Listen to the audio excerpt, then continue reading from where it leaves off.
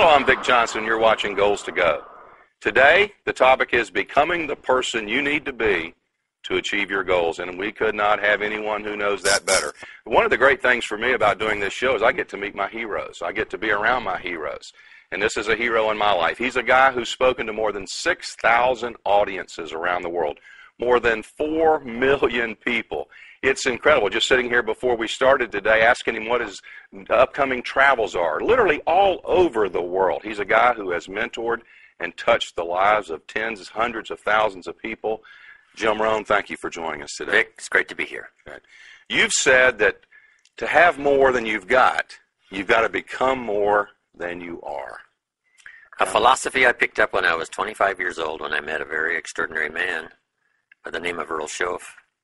And he said, success is something you attract by becoming an attractive person. It's not something you pursue. What you pursue, more often than not, eludes you. But to become an attractive person. In leadership, I teach to attract attractive people, you must be attractive. And he called it self-development, personal development. And then a phrase that I've lectured on around the world, work harder on yourself than you do on your job. If you work hard on your job, you can make a living, which is fine. If you work hard on yourself, you can make a fortune, which is super fine. Mm-hmm. So that philosophy sort of became the centerpiece of my lectures all these years. Personal development, right. Work on yourself. Right. I started in terms of the business side, developing skills I never had before, right, to achieve my overall goals for myself and for my family.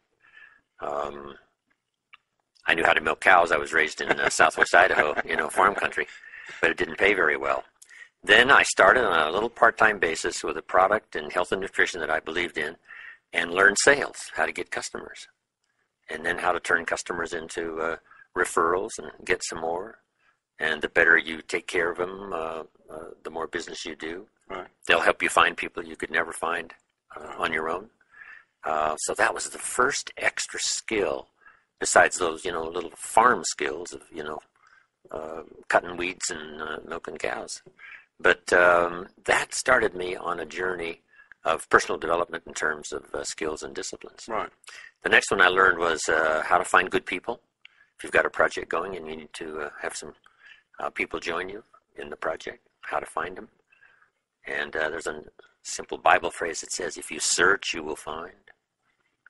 So I come up with the philosophy, finding is reserved for the searchers. Uh-huh. Not those who hope, not those who wish, but those who search. Uh-huh. And it also says if you want an open door of opportunity, you have to go knocking on doors. Right. So I really picked up on those early philosophies of developing skills and the reason for doing it. The next skill I learned, which probably paid huge money, multiplied my income, was getting people to work together. Right. Again, it comes from a Bible phrase that says, if 2 or 3 agree on a common purpose, nothing is impossible. So by yourself, sometimes it's really tough. But if you can get somebody to join you and say, come on, let's do this. Let's do it is a very powerful phrase. You rarely hear someone say, I'm going to go conquer the world. But you could hear the phrase, let's go conquer the world. Let's be best in our industry. Let's be number one. The power of let's. So I learned the value of that. All of my entrepreneurial projects are, not just myself, but 2, 3, 4 getting together to accomplish something unique. Right. Then I learned the power of recognition and rewarding people for small steps of progress.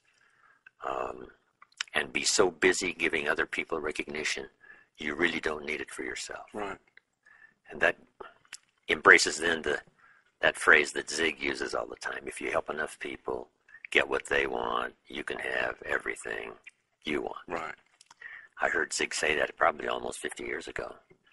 And I underlined the word everything. I thought, this is it.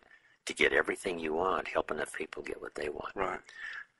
Then I guess the greatest skill that changed my life was learning communication. And I divided it into 3 parts. First was training, showing somebody here's how the job works. The next was teaching somebody how life works. Right. And one of the most important aspects of that for me was learning how to set goals. Right. My mentor one day said to me, Mr. Rohn, let me see your current list of goals, and let's go over them and talk about them.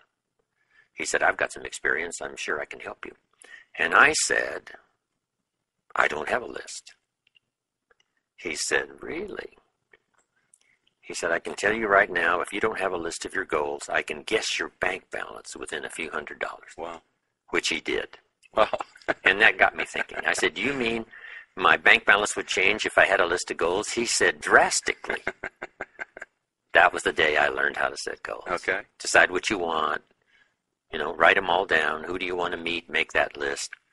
The books you want to read, make that list. The places you want to go, make that list. The experiences you want to have, make that list. Education for your family, make that list. So I started making all these lists.